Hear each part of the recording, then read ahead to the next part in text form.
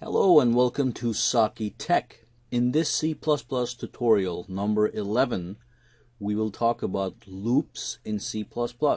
Again, I highly recommend that you go and watch my previous tutorials so you can understand this one better.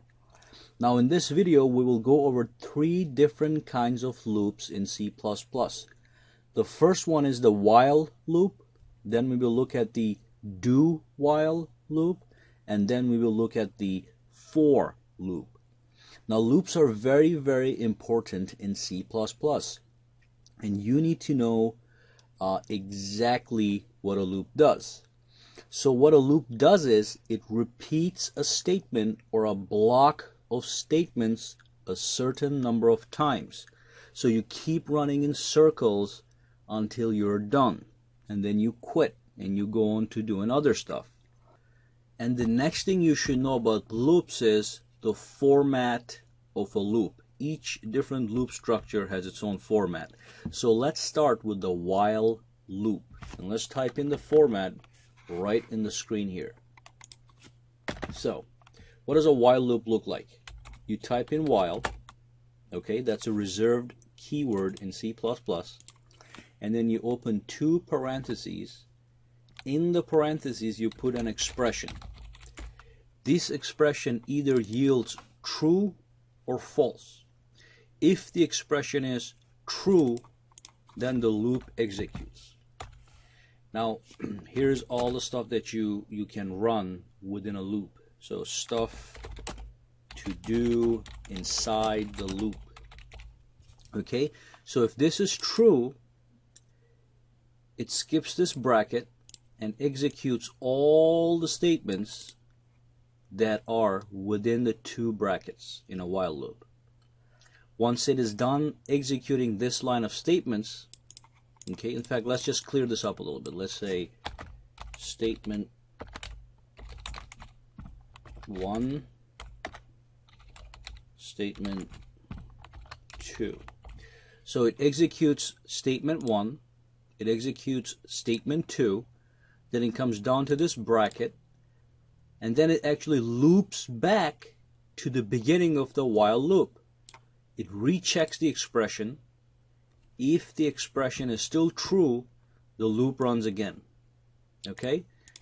Does the exact same thing it did the last time. Goes up down here to the last bracket here, goes up again, and when this is finally false, the loop terminates and it goes on to the next line, which is anywhere here. Okay, so that is the basic format and syntax of a while loop. Let's do a real life example so you guys can understand this one better. So let's delete this and declare a variable. Let's say integer counter is assigned to 0. So we declared a variable of type integer and we initialized that variable to 0. Next, let's use a while loop to print something. Now, before I do that, though, let me ask you a question. What if I wanted to print hundreds of numbers on the screen? Let's say I wanted to start from 1 and I wanted to print all the way till 100. I would go ahead and do something like this, right?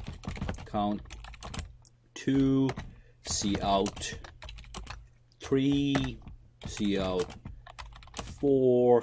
So if I have to do 100 of these guys, you can imagine how much code I would waste on the screen to accomplish this. Obviously, this is impractical. So using a loop, I can automate this process and accomplish printing hundreds of numbers on the screen by using only a few lines in C++ instead of typing every single line. So let's take a look at how I can do that. So let's go right here and type in while. In the expression, what I'm going to do is while counter is less than 20. Okay, so until counter is less than 20, what I want to do, in fact, let's put the brackets. I want to print counter, and then I want to put a new line right here at the end of every time I print the counter. I want to put a new line right next to it.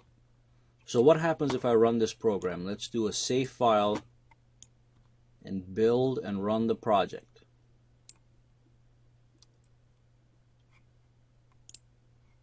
Something went wrong.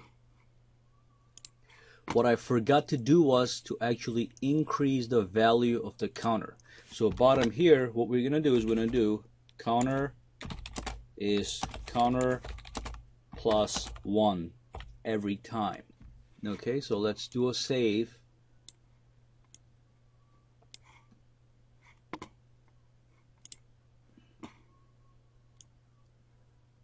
Do a build and run. Okay, so as you can see, what happened was we printed from 0 to 19. And this was accomplished only using 5 lines of code. Okay, so what happened here was we did a while loop and we said while the counter is less than 20, in the beginning the counter is 0. Is it less than 20? Yes.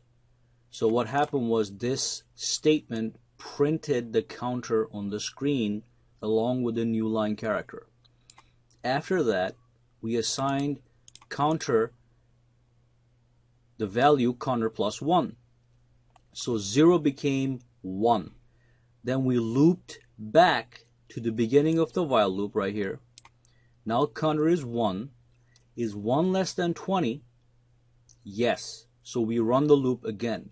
So we did a cout, so we printed the number 1 on the screen, added a new line, and at the bottom the counter is now 1. So 1 plus 1 this time is 2. The value 2 is assigned to the counter. Then we loop back to the beginning of the while loop. Now the counter is 2. Okay, so is 2 less than 20? Yes. And then we do the same thing all over again. And you get the idea. By the time the counter becomes 20 and we come back here and it says is 20 less than 20, it evaluates to false, so we terminate the loop. Remember those keywords: looping back to the beginning, checking the expression, and if the expression is true, you execute the while loop. If not, you terminate the while loop.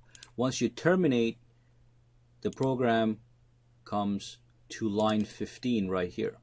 Okay, and whatever code was here, so whatever code continues to run down here. And that's how simple a while loop is. Okay, so while I'm talking about loops, let me quickly squeeze in another concept. It's called the increment operator in C++. You see this whole statement? This statement can be rewritten as this statement: counter plus plus, and then you put a semicolon. So this plus plus operator is called the increment operator in C++. What it does is it increases the value of counter by 1, or any variable. You can have any variable here, okay, and it's gonna increase the value of that variable by 1. So by the time we loop back to the beginning of the loop, you're gonna have an extra value. So let's take this off and rerun the program. Okay, file save, build and run. Okay, so if you look at the output and compare it with what we got earlier, this is the exact same thing. So remember the increment operator. Now, just as we have an increment operator, we also have a decrement operator. The decrement operator decreases the value by 1 every time that statement runs. So if I had a minus minus here, that would decrease the value of counter by 1 every time this statement ran. Now we could have used that concept to print the numbers backwards. In fact, let's do that real quick. Let's assign the value 20 to counter up there, and let's change this to a 0. So what I'm doing now is counter is going to start at 20, and while 20 is, well, let's do it, I'm sorry, larger than 0. While counter is larger than 0, we're going to print the counter on the screen. So the first time it's going to print 20. Then it's going to come down here. It's going to say counter minus minus. So counter is going to decrease by 1. And then it's going to print 19 over here. Okay, so let's run this one more time. Save, build, and run. Okay, so if you look at these numbers, 20, 19, 18, 17, 16, 15, blah, blah, all the way to the 1. So this is how you print numbers backwards using loops and using the decrement operator. So remember, know the format, okay? Be aware of the increment and the decrement operators, and you're good to go. So let's move on to the next loop structure, which is called a DoWhile Loop. So I'm going to keep this right here just to show you a minor difference between the while loop and the do while. So the basic format of a do and while loop is this. You type in do, and then you open brackets. Between the brackets, you put in the statements that you want to execute. Okay, statement 1, statement 2, and as many statements as you want.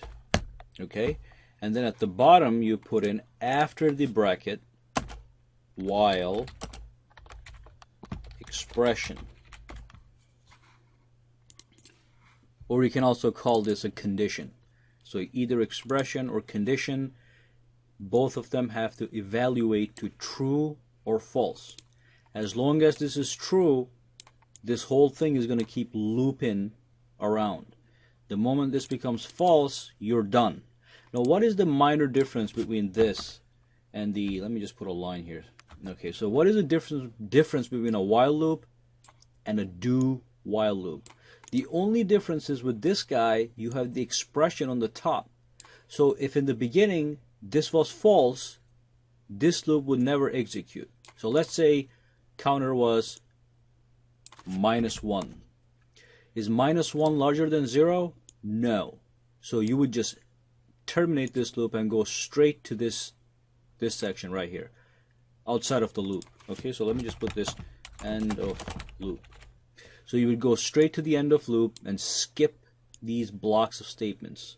With a do while loop, no matter what the expression is at the bottom, let's just say it is in fact counter larger than 0, you would still run these anyway. Any block of statements that you put within a do while loop execute at least once. After they execute, then you go and check the condition. Okay, so that is the minor difference. With the while, there's a chance this body will never get executed as long as the expression in here is false. With do while, whether or not the expression is false, at least once this block of statements will in fact run. So let's just copy this and just put it right here. Okay, and just delete all this and run this program just to show you that it works just the same way as the other one. So save, build, and run. There's a little problem. We got an error expected. There's an error somewhere here, so let's find out what it is. Okay, big problem that I just forgot to mention. You have to have a semicolon at the end of a do while loop. So remember, with a while loop, you do while expression, and you do the curly braces, and you put your stuff in between here. You don't need any semicolons right here. You only need semicolons at the end of actual statements. Okay, well, that is universal in C++. But with a do while loop, you do your do, you open your brackets, then you put your while, you open your parentheses, you put in your expression in between, but you have to have a semicolon right here. So let's run this program. Okay, build and run.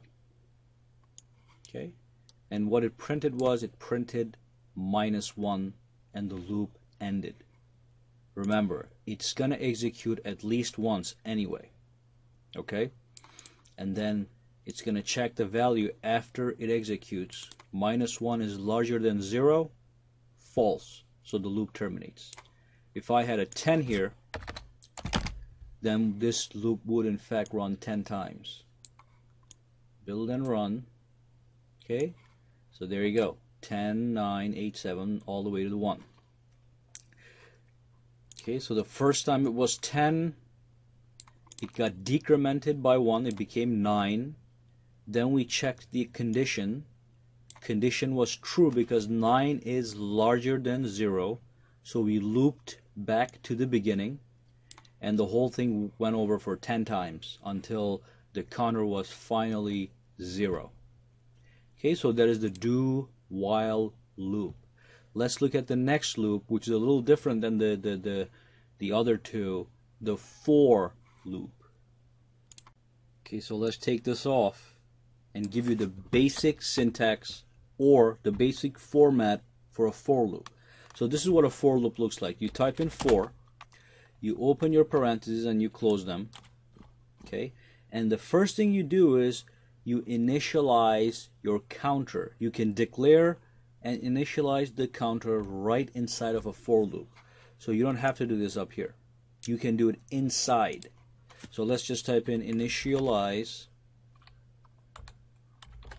and then you put semicolon, you put in the condition or expression. Okay, just to be clear, you put another semicolon, and then you put the increment statement. So let's just increase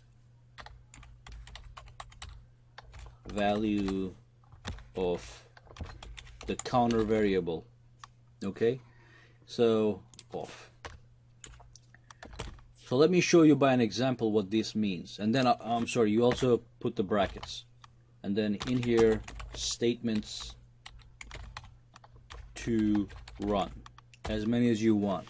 Okay, so you initialize a counter variable, you create a condition. If it is true, the loop keeps running. If it is false, the loop stops, and then you increase the value of the counter. So let's take this off and do a real example. So we're going to do the same example. We're going to print 10 numbers to the screen. So let's do for. So declare and initialize a variable. I'm just going to do I this time. I'm not going to use the word counter. You can do an I. And initialize that to 0. Okay. Create a condition. While I is less than 10, okay, so we already have our expression good to go. Put another semicolon, and then type in the increment operator, so I plus plus. Remember, you can have anything here. This stuff can get really complicated. So this is just a simple program. And then you go down, open your braces. In the braces, you want to put cout I, and then I want to put a new line after I print every number. Now remember, you don't have to do I plus plus here because you already have that right in here. So let's take this off, save this file, and run this project. Okay, so it seems like there was a problem. So what I did was, instead of putting end L, I put end. If you look at the bottom here, it says error. End was not declared in this scope. When it says scope, it means within the scope of the main function, the main program. Okay, so end L is the new line statement. Save the file, rerun the project. There you go. You got 0, 1, 2, 3, 4, 5, 6, 7, 8, 9. Okay, it doesn't print 10 because 10 is not less than 10. 10 is less than or equal to 10. So if I put an equal to symbol here, okay, then it's going to actually print 10 as well. So let's just do that real quick. Build and run. Oop, my bad. Equal goes on the other side, right there. So that is 10 or equal to. File. Okay. So if you look at this one, it actually prints the number 10. So anyway, that is our discussion about loops. And I'm going to add one more thing in a minute. Let me just go over this one more time. The for loop, all you have to remember with any loop structure is the syntax of that loop. So remember, initialization, condition, and then increasing the value. And do not forget to put the semicolons. These are part of the syntax. And then one more thing I'm going to show you here. This integer could have been taken off, and you could have declared the variable I up here. Basically what you have to do in here is to initialize the variable that is going to control the loop. But you can declare the actual variable outside of the for loop. Now one final thing I'm going to show you is how to prematurely end a loop. So let's say a loop was destined to run 100 times, but if something happened, you want to get out of the loop. So how do you do that? We can use the break statement. Okay, so let's say if I ever equaled 5, we want to exit out of the statement. All we would do is type in this code. So let me just separate this. Okay, so if you look at this for loop, you know by looking at the condition and the initialization variable, it's going to run 10 times. But if I ever equal 5, let's assume that was a no-no. So we had to kill the loop as soon as that happens. So every time this loop runs, in the beginning, I is 0. It checks this. This is false, so the break doesn't run. It comes back here, and then it loops back to the beginning of the for loop. Okay? By the time the I becomes 5, okay, it prints the 5 on the screen using this statement. Then it goes down here, it says if I is equal to 5, if 5 is equal to 5, then do a break. Okay, the moment you see a break within a loop, and if it actually runs, then you exit the loop. And you can use this break statement in any loop. Now this break statement is no good if it's not inside of a loop structure. Okay, this was made to break a loop. So that is the last thing I wanted to add in regards to loops. And that brings us to the end of the discussion regarding the loops. Well, thanks for watching this video. Now if you go to my channel, you'll find the full C++ tutorials playlist in there. I have a lot of videos for you guys to watch and learn. They're all free. And subscribe to my channel for more videos to come. And give me a like if you like the video. And if you have something to say, just put in the comments section. Thank you guys. Have a good day.